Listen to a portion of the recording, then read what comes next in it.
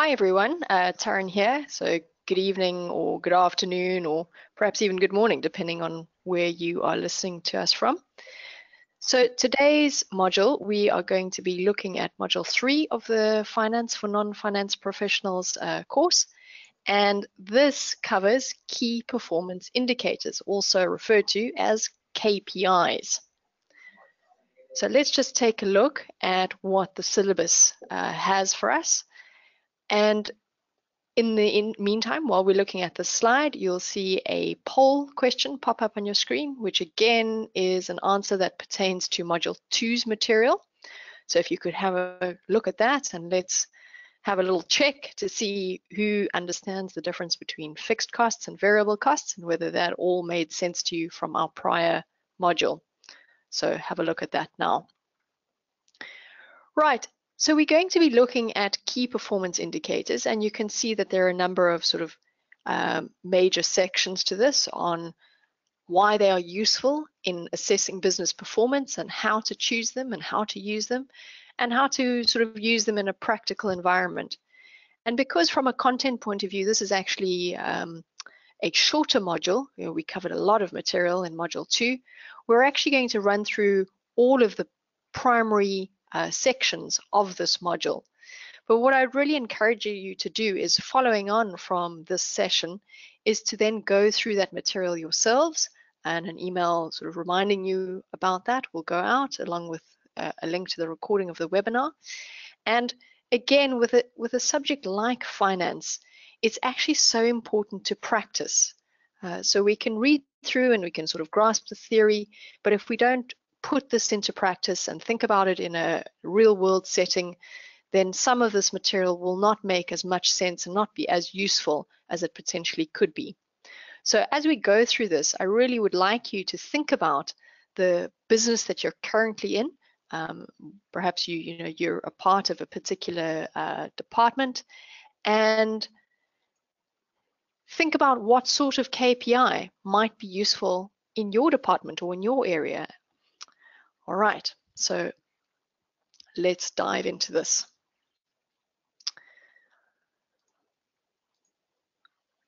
Sorry, I'm having a little bit of trouble with my screen flicking in and out of presentation mode and back. So apologies if you're seeing a little bit of flickering.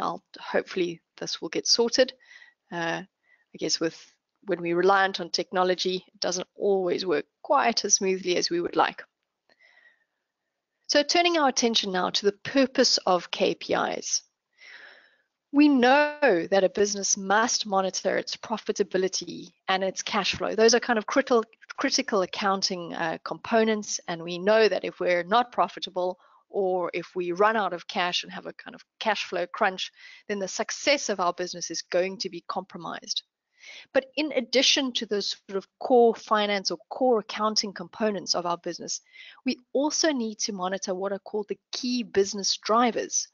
Now, what this really refers to are those, in effect, levers in your business that ensure the ultimate profitability and contribute to the cash flow.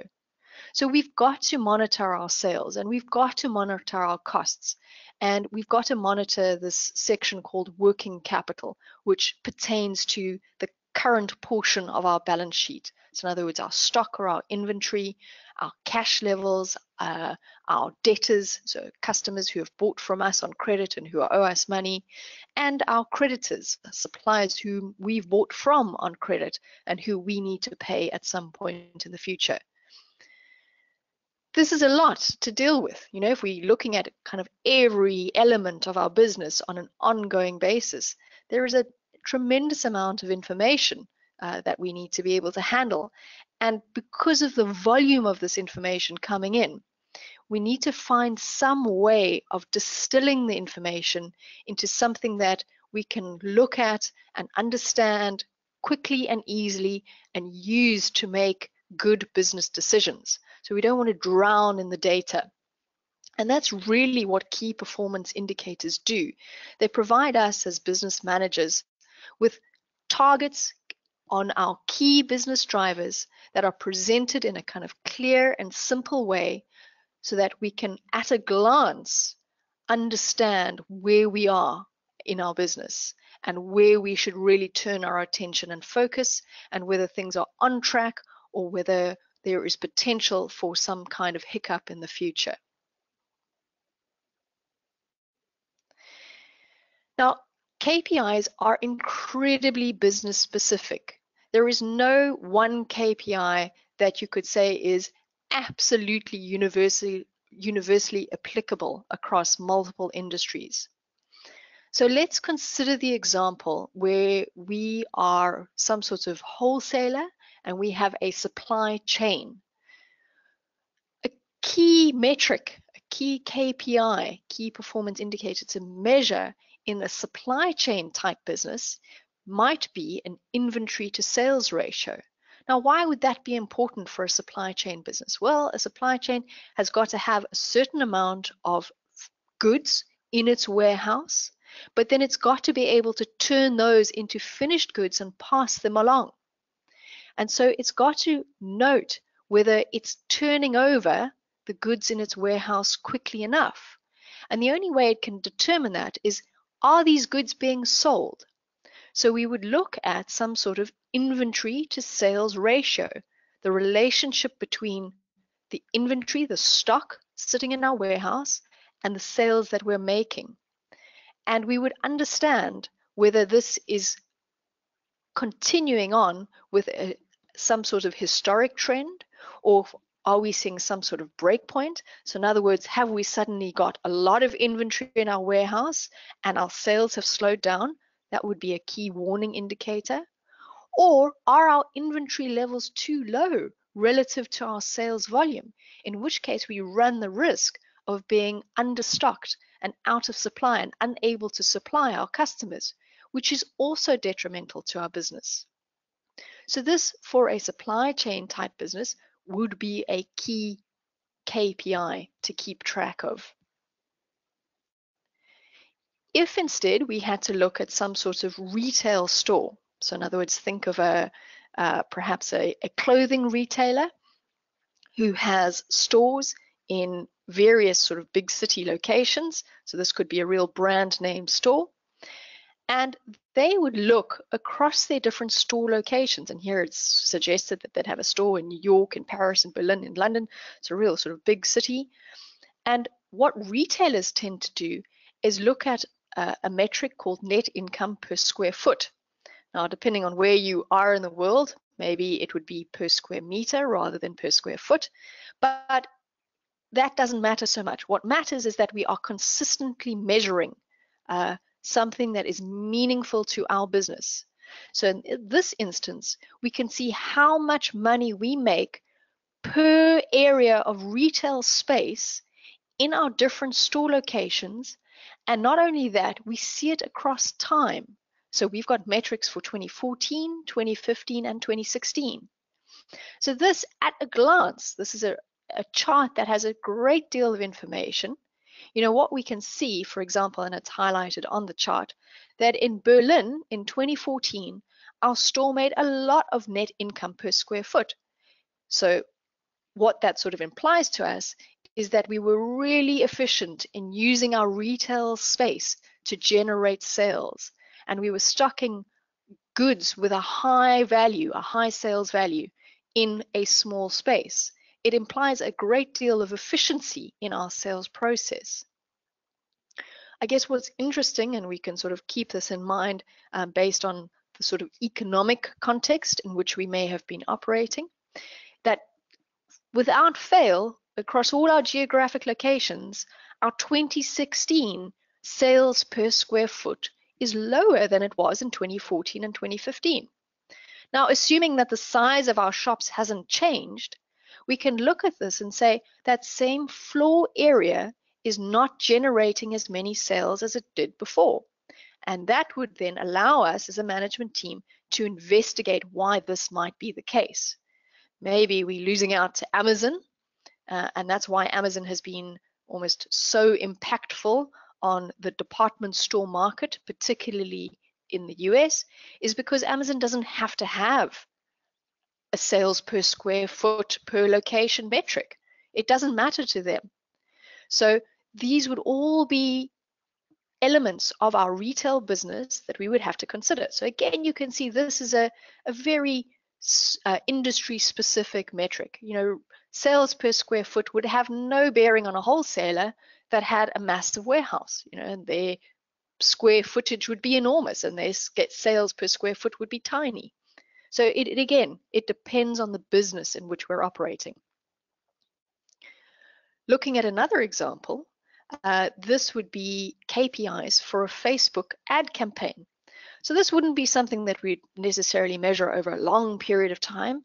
Maybe we would decide to undertake a massive digital marketing campaign, and we'd put out ads through Facebook, and we would want to see how effective our advertising was.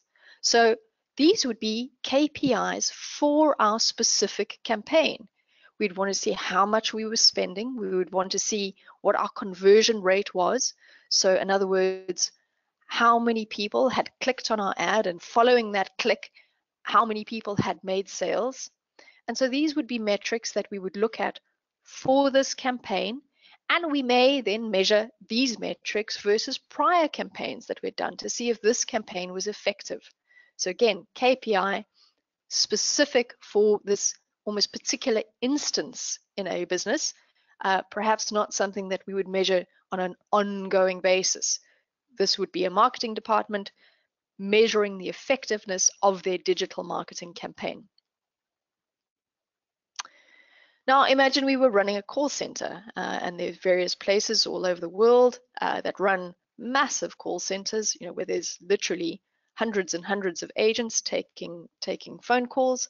And what sort of things would be important if we were monitoring our call center? So we would want to see how many calls each of our agents or our call center reps was taking. We'd want to see how many issues had been flagged, whether these were resolved or not. And we could compare this, our current situation versus prior months, to get a sense of whether our agents are doing a good job in handling the call volume and resolving customer issues as they came in. So again, you know, this is an example of a KPI dashboard that would be specific and unique to a call center operation. And different call centers may have different metrics. Some call centers may want to have as short a time as possible on the phone with a client. Some call centers may be much more worried in the resolution of claims without passing it, you know, through the call center up to kind of higher management. So when we come to designing KPIs, we've really got to think about it from the perspective of our business. What is it that is key and core and important to our business?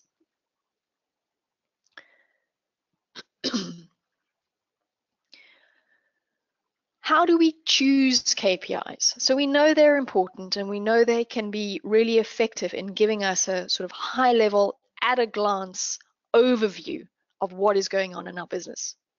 Well, in order to choose them effectively, we can follow this sort of SMART rule. And the SMART is really an acronym, and it means specific.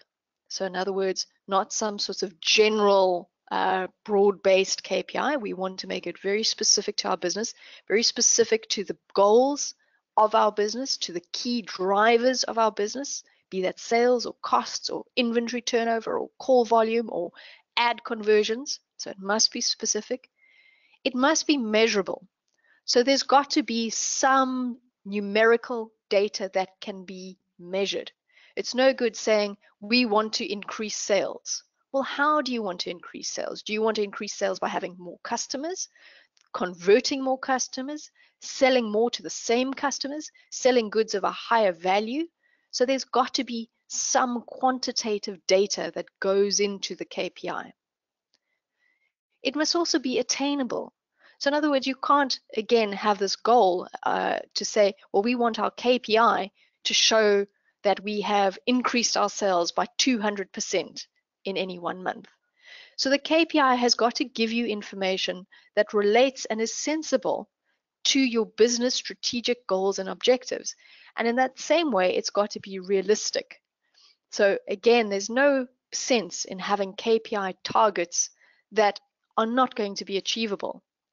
You may be better off breaking those targets into sort of smaller bite-sized chunks and working towards the big goal. KPIs tend to be time sensitive. Now, obviously, if you're looking at a Facebook ad campaign, then in terms of the time sensitivity, well, you may be looking at it on a very sort of small day-to-day basis, and you may even be assessing whether you get more clicks in the morning or the afternoon, dependent on time zone. Sales, again, you may want to look at annual sales because that's important to you to see a broad, longer-term trend. You may want to look at your inventory levels on a daily or even weekly basis. So again, it's got to be important for your business and specific for your business, and it's got to have some sort of time component to it. And I think the most important part about KPIs is that they are easily understood.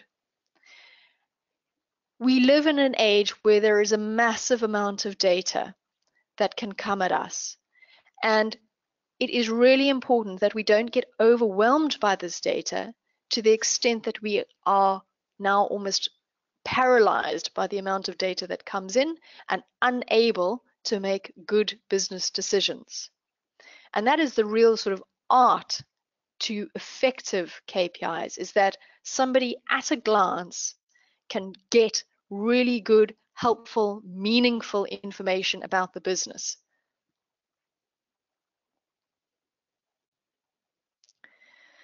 So we have some general critical areas where most businesses would want to have some sort of performance measurement. And again, we can shape our KPIs to be very specific to our industry, but if you're just starting out and you want to cover the basics, these are the critical areas. So when we consider sales, we would absolutely want to look at our order book if we were selling goods. So these are customers that have coming in and have placed an order for a particular product that we are going to deliver. We may actually want to look one step back on our sales funnel and just monitor our inquiries, because we know that a certain number of inquiries are likely to be converted to actual sales. So we've got lots of inquiries coming in. We know that ultimately this will feed through into final sales, converted sales. We may want to keep track of our average order size. So are we getting a small number of customers ordering a large number of goods in monetary terms, or are we just getting a few customers ordering a few goods? The order size may be based on number of units, or it may be based on the actual monetary amount of that order, because it may, if we've got a logistics component to delivering our orders, we may need to know whether we're getting orders for lots of small items that can be easily shipped or big bulky items. So these are starting to feed into that sales process, starting to give us good information on how we can also tailor our offering to our clients so that it maximizes our profitability. We'd want to understand whether our customers were returning our goods to us, whether we were having cancellations. So let's say we were running a sort of bed and breakfast, and all of a sudden we had a string of cancellations. We'd need to understand why. So I understand that one or two of you are battling with sound. What I might do at this point is just switch my microphone off and on and see if that perhaps remedies the problem. So just give me 1 sec and I'll do that. Hopefully you'll stay tuned. Thanks.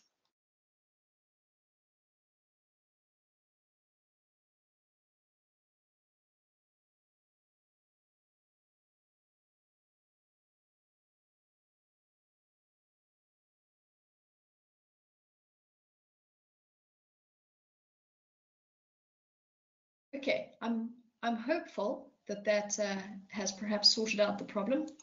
I see I've now. Right, I'm hopeful that that's sorted out the problem, and apologies to those of you who were battling. Again, sometimes we have sort of these unavoidable technical hiccups. All right, just turning our attention back to sales, the final item on there, which sort of speaks to our order book and to our inquiries, is some sort of sales conversion metric. So an indication of whether we've had an inquiry and whether that inquiry has now turned into an actual sale. Because that also speaks to the effectiveness of our marketing and advertising campaigns, and perhaps even the effectiveness of our sales reps who are out there pounding the pavement selling our goods and services for us. If we look now at cost of sales, so these are the items that go into the cost of our good or our service that we are selling to our clients. And we know from our previous module that we've got variable costs that can go into our cost of sales, and those will change as a function of our output. We also have overheads, fixed overheads that we have to take care of, like rent, like insurance, like salaries for our employees, and we'd want to keep track to make sure that perhaps our overheads weren't growing too fast, that we were managing those costs. When we look at gross margins, what that means is we're looking at our cost of sales relative to our sales revenue coming in, and we'd want to make sure that that relationship was staying the same or perhaps even improving, but we wouldn't want to see a deterioration in that relationship. We might want to look at the product mix that we're producing, and this again would perhaps speak to a more production type environment, how efficiently we are producing our goods that we're going to sell.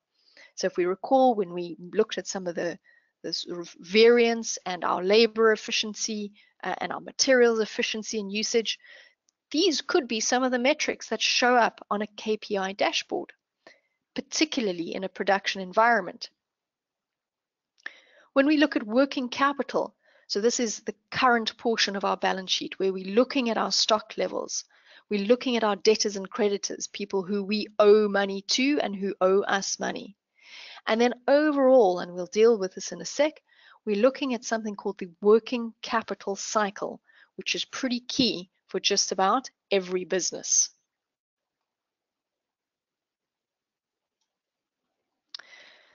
So because the working capital cycle is so important and so critical to the good cash flow management of our business, we're going to spend some time looking at this area of the business cycle in particular.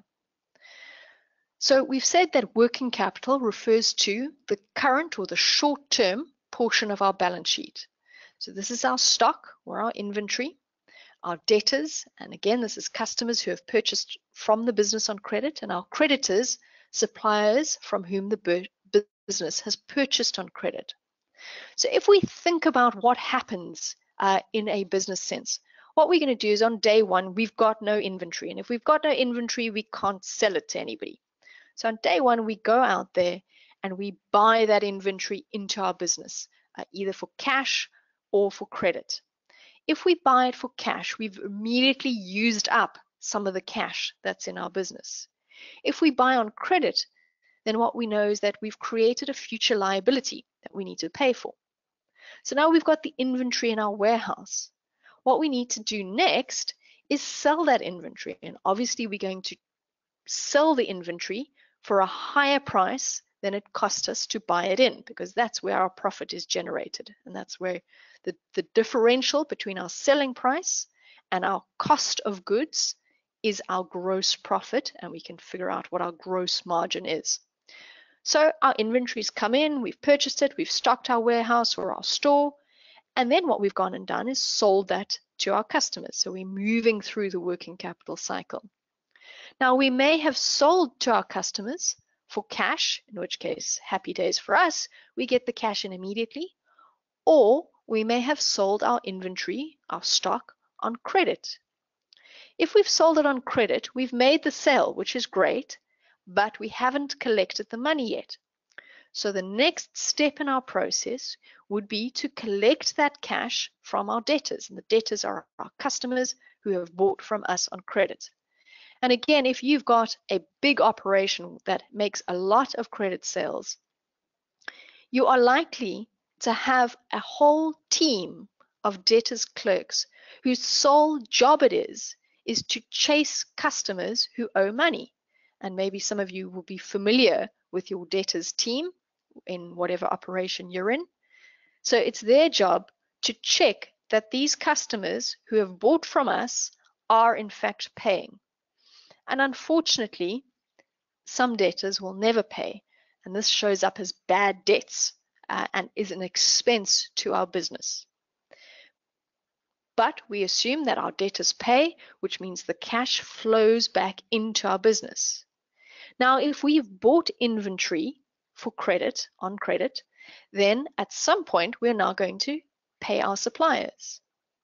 And so this is then the working capital cycle. So we've paid our suppliers, and our suppliers then allow us to buy more inventory from them. Because typically suppliers will say, oh, I'm not actually going to give you any more inventory until your account is brought up to date or settled in some way. So again, the inventory comes in, we sell it, we collect from our debtors, we pay our suppliers, and so on. And that is the working capital cycle of a business. And if you've got credit sales and credit purchases, so in other words, you have debtors and creditors in your business, the management of that is absolutely critical to ensuring the sort of good day-to-day operational management of your business and to ensuring that you have sufficient cash on hand, either to pay your suppliers, your creditors, or to perhaps finance further business operations and expansion. So we know that's the working capital cycle, but now how, in the context of a KPI, where we want something to be measurable, so in other words, there needs to be some sort of quantitative data going into this, how do we determine whether we're doing a good job at managing our working capital cycle or not? Let's have a look. This is where it gets a little bit more numerical, but hopefully nothing that you can't handle.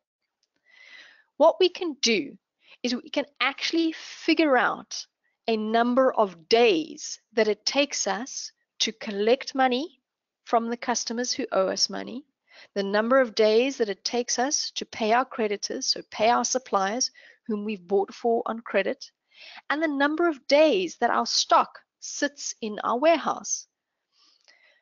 In order to work out our debtors' days, what we've got to do is divide our debtors, so this is the people that owe us money, by our sales and multiply through by some time period. If we are dealing with annual data, we would multiply through by, if we've got a monthly debtors number and a monthly sales number, we'd multiply through by 12 to get our annual number, so over some time period, in which case this would be a year. And what we want to determine is how many days from the point of credit sale does it take to collect the money from the person that has purchased from us on credit. Now, low is better. Why is low better? What that means is that we've sold on credit and we very quickly collected that money that was owing to us. And cash in our pockets is far better than cash in the pockets of our customers. So we want to bank that money quickly from our credit sales. We could then also measure our creditors' days. And this tells us from buying goods on credit from our suppliers, how long does it take us to pay those suppliers? Now, this is the converse of debtors' days in the sense that a high number is actually better. And why is a high number better? Well, what that means is we are, what's called in sort of management accounting terms, is stretching our creditors. And by delaying the amount of time between receiving our goods on credit and actually paying for them, we are holding that cash in our bank account rather than handing it over to our suppliers. Now, obviously, there's some sort of business sensitivities and relationship sensitivities that you need to take into account here. You can't stretch your creditors indefinitely, they're going to start getting irritated with you and may not want to supply you in the future, which is bad and detrimental for your business. But ideally, you would like this period to be as long as possible, because then the cash sits with you for as long as possible to be deployed in other areas of your business. And it's effectively like your creditors, your suppliers, providing you with short-term financing. So that's a good thing. What it also means is that if your creditors want to be paid quickly, they really should offer you a discount in order to have you pay quickly. Likewise, if we come back to our debtors, we want to incentivize our customers who have bought from us on credit to pay quickly, in which case it's probably incumbent on us to offer them a discount, some sort of early settlement discount. So in other words, if you pay today upfront, we'll give you 5% off, to try and minimize that debtors day number, have that cash flow back into the business as quickly as possible.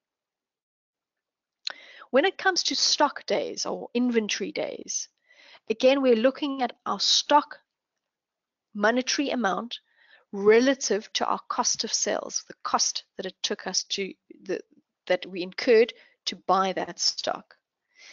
This is quite industry specific again.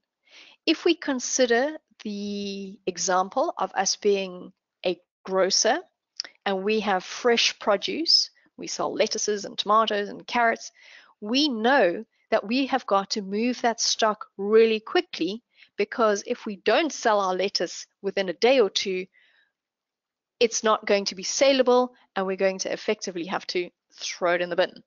So that's lost sales for us, and we've incurred the cost of buying the lettuce, but we haven't got any revenue for it. So in that instance, if you've got perishable goods that need to be turned over quickly, you want to be sure that your stock days is low. Likewise, if we're a high-end fashion retailer and we know that fashions change really fast and have a big kind of seasonality to them, then what we'd want to make sure is that we turned over our stock. So we got rid of our stock and we held our stock in our stores for a very short amount of time, because if we're sitting at the end of season still with that stock on hand, we're going to find it very difficult to sell winter coats as we go into the summer season. So again, stock days is very specific. All right. Sorry, Louise, you say the words in the circles don't match the formulas above. Okay, let me see if I can help you out. I must apologize, because we have different accounting terminology dependent on where we sit in the world. And I feel that I probably fall back on my South African terminology perhaps too often. So I'm sorry that I have confused you in some way, but let's see if we can work this out. One final point on stock days. So we know that if we've got perishable goods or kind of high fashion goods that we need to turn over quickly, our stock days needs to be minimized. We may be in a business where we sell high-end performance vehicles. So we sell Ferraris and Maseratis, in which case our stock may sit on our showroom floor for a very long time. And that would be okay. It's specific to our business. So we've got to understand our stock days in the context of our business. And let me use my pen to perhaps scribble on screen and match up the formulas with what's in the circles. So our debtors days. Debtors, another word for debtors, is accounts receivable, which is why I've called it days receivable. This is the number of days it takes for us to collect the money from our customers. Then we have creditors days, and we can also call creditors accounts payable. So it's the number of days it takes us to pay our suppliers once we've received the goods from them. And again, we want to try and stretch that for as long as possible. Stock days I've put here as days stock. And again, this is sort of dependent on the business that we're in. If we're in perishable goods business, our stock days needs to be really small. If we're selling Maseratis and we sell maybe one every kind of 6 or 7 months, then days of stock is probably going to be long, and that's okay. What we can do is put all these metrics together, and we can add our stock days to our debtors days and subtract our creditors days, or our days payable. And what this gives us is what is called a cash conversion days. And this allows us to see how many days it takes to go from cash to cash, to move through our whole working capital cycle and have paid, sold, collected, repaid. And again, we would like this to be as low a number as possible. And we can achieve a low number by either having our stock days be a low number if it's appropriate, by definitely having our debtors days or our days receivable be a low number. So in other words, we collect from our customers very quickly. And we can reduce this number, because you'll note there's a subtraction sign here.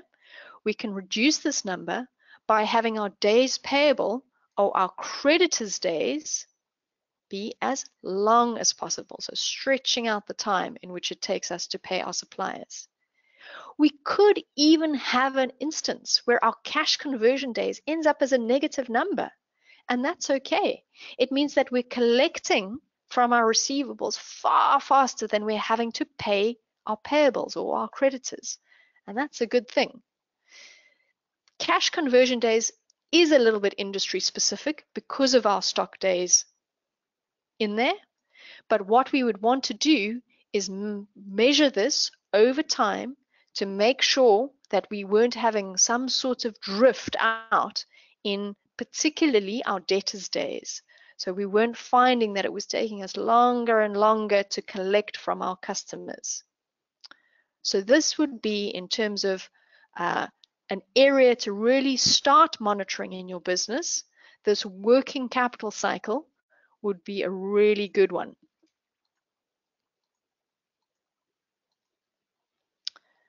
Okay. So let's think about KPIs now actually in action. We've got a little example here, and let's see if we can make sense of it. So what I've given you is a number of units that we're selling, and this is sort of a sales kind of KPI area. The number of units of product A and product B that we've sold in each of the last 5 years. And we can see in product A in 2013, we sold 1,000 units. And when it came to 2017, we sold 1,600 units. Then what we've got is the price per unit of products A and product B. And so we can see product A in 2013 was sold at a price of £50. And when we come through to 2017, we can see that product A is selling at £60.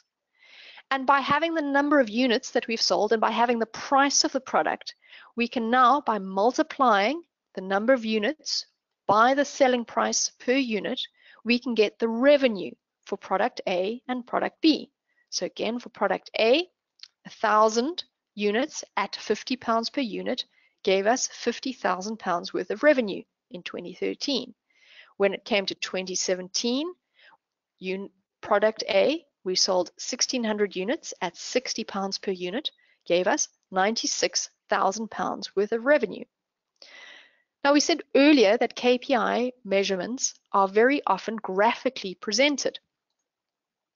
So in a simple chart, close that off. Oh, I'm sorry, I've managed to, there we go. I think it's me using the pen is causing trouble, so apologies for that if your screen was kind of flickering all over the show. So in a very simple chart here, we can show our unit sales. So if we looked at this at a glance, we would say, well, product A, we're doing fantastically well. Look at how many units we're selling compared with product B. So product B, there is our unit sales growth. And when we look at this visually on a graph, product B really looks like it's lagging behind product A. But that may not be enough information and the end of the story. So let's move on. So instead of looking at just the unit sales, or how many of each product we sold, what if instead we look at our total revenue? So now in the previous slide, it looked like product B was a real laggard, was really not doing so well. But if we look at it on a total revenue basis, well, we can see, there's some years where product B actually outperformed product A, and product B is not doing too badly.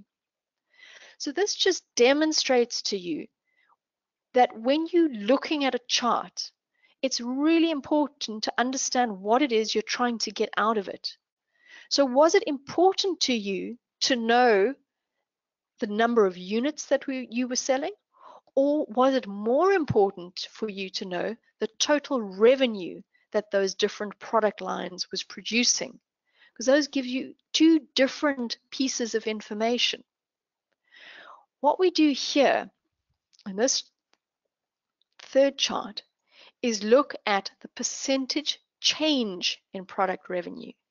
So this means from one year to the next, how has our product revenue grown or fallen? Let's have a look, because this chart again sort of portrays a different story, and we've got to be careful when we look at charts that we've graphically represented information that is going to allow us to actually make sensible business decisions. So not all of these charts may be appropriate. If we look at the percentage change in revenue from product A, which is sort of this teal colored line, there's quite a zigzag to it. And that may concern us. We may say, well, like, why is our revenue from product A so erratic? And why does it fall to 0% in 2015? That surely can't be good. And because we are measuring a percentage change, what has happened in product A is that from 2014 to 2015, we had no growth in revenue. So on a percentage change basis, the percentage change is 0. And again, that may not be a bad thing. We may have been fighting really hard just to maintain sales over that 2014 to 2015 period. But at first glance, 0 looks like a pretty horrifying number. So it's, again, this is to emphasize the importance of really considering and planning how it is you want to graphically present this data. Because then if we come to 2016 for product A and we say, oh, well, the percentage change in revenue was around 32%. So we had a big jump from 2015 to 2016. But then it looks like we had a fall from 2016 to 2017. And we didn't actually have a fall. Our revenues grew. It's just that they grew at a slower rate. From 2015 to 2016, we had around a 32% growth rate. From 2016 to 2017, we still grew our revenues. We just grew them at a slower rate, around 16%. So charts can be misleading. It's important that, and analysts and particularly the print media love to do this. They show charts that look alarming.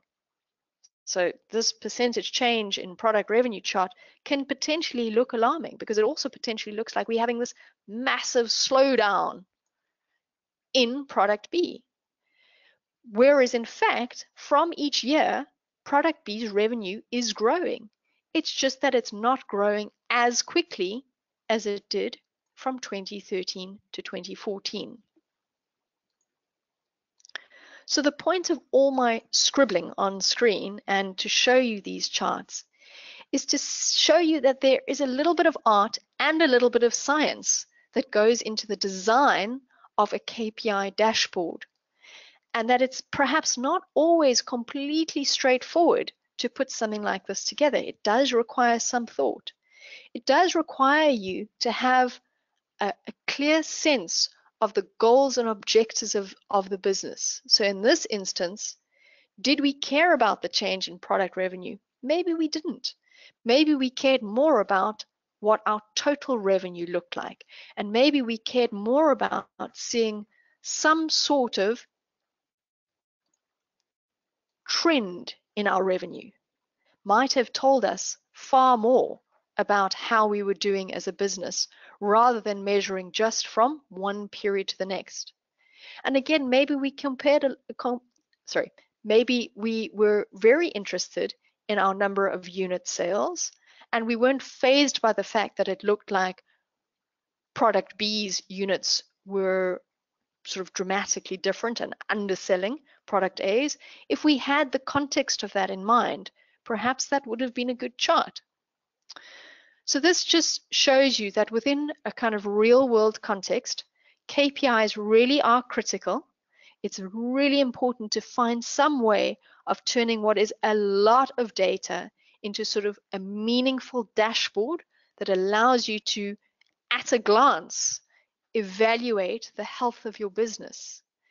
And it is really important to actually spend some time figuring out exactly what it is you want to measure and making sure that that dashboard accurately reflects that measurement so that somebody from another department altogether can look at it and interpret it and understand it and act on that information. So it brings us all the way back to our SMART objectives for KPI measurement.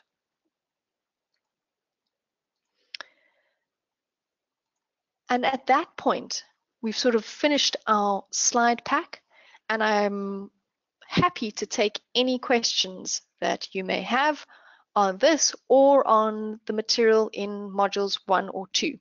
So if anybody's got any questions, or if anybody wants to offer up some of their kind of real world scenarios, and we can have a little discussion on what KPIs you should perhaps be monitoring or looking at, or what would be important, please do go ahead.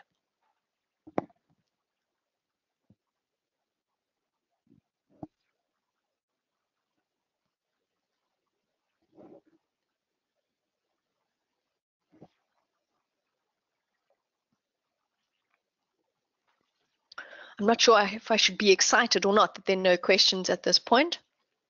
Mark, thanks. You've got us going with the questions.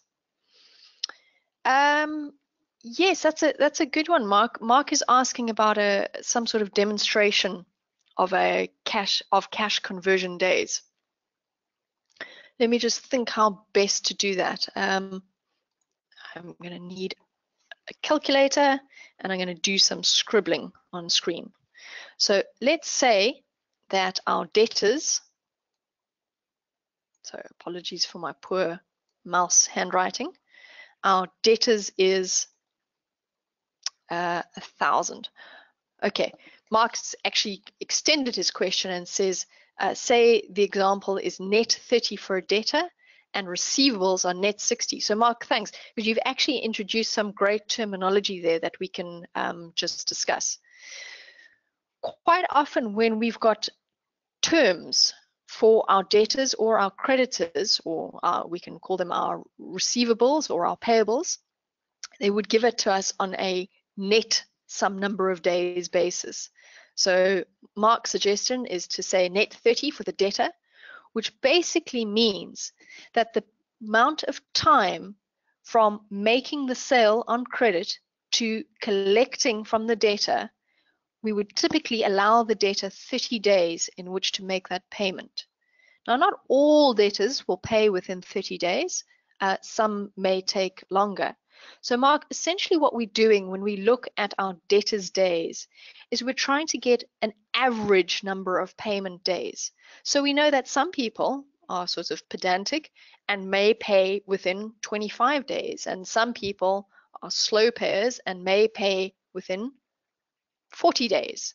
So rather than me sort of scribbling all over the show, maybe let's just say our debtors days, or days receivable, on average is 35. So some people pay quickly and some people don't pay so quickly. And let's say our creditors days or our payables days, we've managed to kind of stretch those out. And let's say I'm going to use your example of 60. Okay, so now the missing piece of information is our stock days or our inventory days. And let's call this inventory days. And let's say we are a kind of clothing retailer, but we're not super high fashion. So let's say our inventory days is, let's call it 50. So in other words, sort of a month and a half to have our stock come in and be sold. So our cash conversion cycle tells us that we have to add our debtors days, 35. We have to add our inventory days, 50. And we need to subtract our creditors days or our days payable, 60. So we'd have 35 plus 50 gives us 85, minus 60 gives us 25, which means on average, we are recycling our cash every 25 days. Now, what we might want to do is improve this situation. So there are a couple of things that we could do to improve it. We may decide that 25 days is too long. So in order to improve this, we could offer our debtors, our receivables, so people that have bought from us on credit, some sort of early settlement discount, which incentivizes them to pay. So let's say instead of that being 35, we can get that down to 25. And let's just say because of the discounts that we're offering and store incentives and coupons and buy one, get one free, instead of taking 50 days to turn over our inventory, let's say it takes us 40 days. And we would have measured that. Assume that we can do nothing about our creditors. We've negotiated as hard as we can, and they still insist that they need to be paid in 60 days. So now our cash conversion cycle will be 25, which is our debtors days or our receivables days, plus 40, because we're now turning our inventory over more quickly because we're doing special offers and coupons and discounts, minus 60. 25 plus 40 is 65, minus 60 equals 5. So look at what a massive difference that made. We went from a situation where it was taking us 25 days to go from cash to now it only taking us 5 days to go from cash to cash. And we've done that by collecting more quickly on the people that owe us money and by turning over our stock more quickly. And so these are levers that we can, with some degree, fairly easily pull to increase the liquidity and the cash within our business. So that is why it's important to monitor these things, because if we weren't monitoring our debtors days and our creditors days and our inventory days, we would have no idea that we had tools at our disposal to improve the liquidity of our business. So if you can't measure it, you can't monitor it, and if you can't monitor it, you can't act on it. And that's really the crux of KPIs. So thanks for your question, Mark.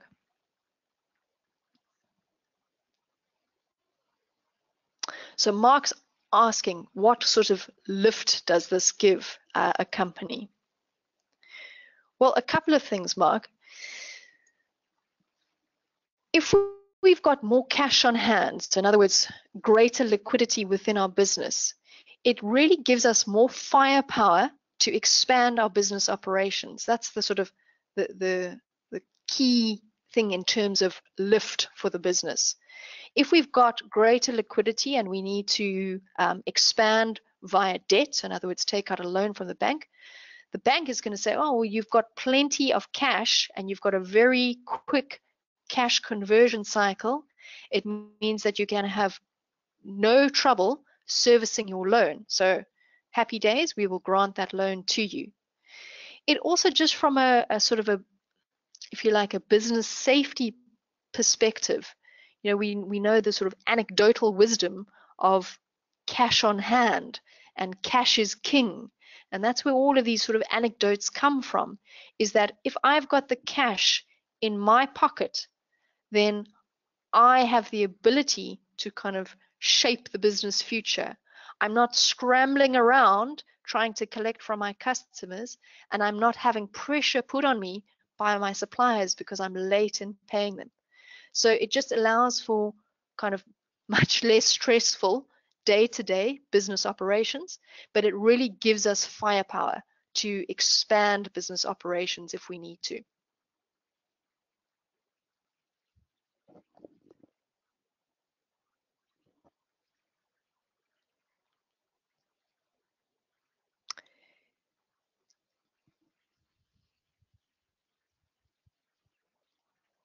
So Mark, thanks Mark, I appreciate all your questions. So Mark is saying, cash is king if you don't have accounts payable that diminishes the cash.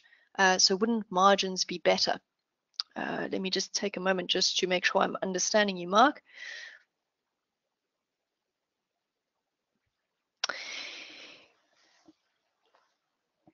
Accounts payable or creditors is a form of short-term financing for the business. So if we didn't have accounts payable, so in other words, we didn't have to pay back somebody in the future, we would have still needed to bring that inventory in, which would have meant that we'd bought that inventory for cash instantly.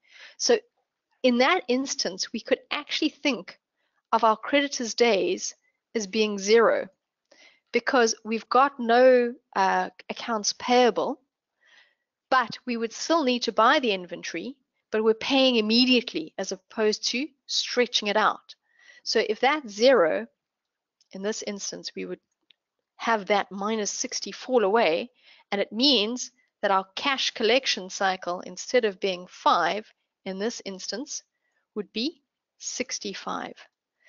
So by having the ability to purchase on credit and delay the payment, it actually allows us to have this short-term financing in the business, and it actually allows us to recycle our cash more quickly. Does that make sense to you?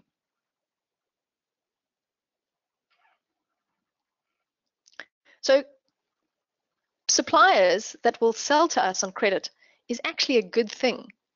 Obviously, we don't want to overdo it and have such a large current liability that we are unable to pay, but which is also why we've got to measure our kind of creditors' days with respect to the cash that we're bringing in from our debtors and from this inventory sales, to make sure that that relationship is appropriate for our business.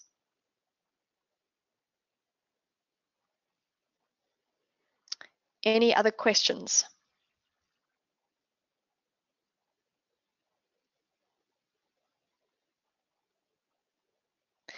Yeah, Mark, I hear you. Mark is saying he's thinking about this more from a balance sheet perspective, and he's right. You know, if we've got creditors, then it means that we have current liabilities on our balance sheet, and which means that our kind of debt to equity ratio is perhaps deteriorating. We've got more liabilities that we owe in the future. But if we consider this just from a day-to-day operational perspective, then in terms of the day-to-day operational management, those creditors, although we do owe them in the future, are financing our short-term business operations.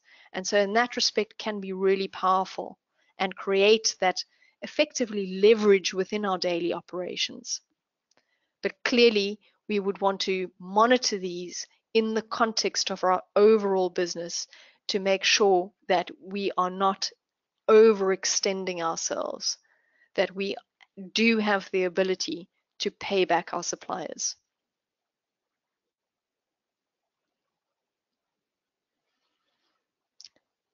Any additional questions for today?